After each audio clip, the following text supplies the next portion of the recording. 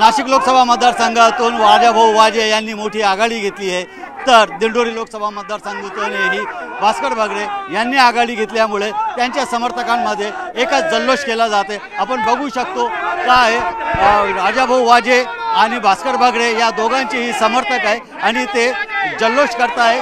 एकूणच उत्साहाचं वातावरण निर्माण झालेलं आहे। जशी जशी आघाडी वाढत चाललेली आहे तसे तसे या कार्यकर्त्यांमध्ये जो जल्लोष आहे तो वाढत चाललेला आहे।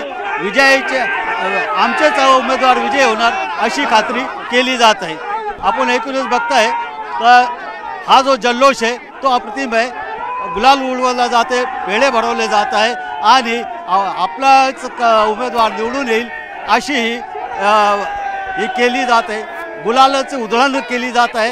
कार्यकर्ते उत्साहात आहे, जल्लोषात आहे आणि एकूणच पेढे भरवले जात आहे। त्याच्यामुळे आता एकूणच जो जल्लोष आहे तो शिगेला पोचलेला आहे। आपण बघू शकतो का कार्यकर्त्यांचा हा जो जल्लोष आहे, जी उत्सुकता आहे ती आता शिगेला पोचलेली आहे आणि जे राजाभाऊ वाजे आहे त्यांची जो लीड आहे तो कायम राहील असं कार्यकर्त्यांना वाटतोय। तसंच दिंडोरी लोकसभा मतदारसंघाचाही लीड जो आहे तोही कायम राहील असंही कार्यकर्त्यांना वाटतंय। व्हिडिओ जर्नलिस्ट हिमंत बागुलसह बब्बू शेख, न्यूज 18 लोकमत, नाशिक।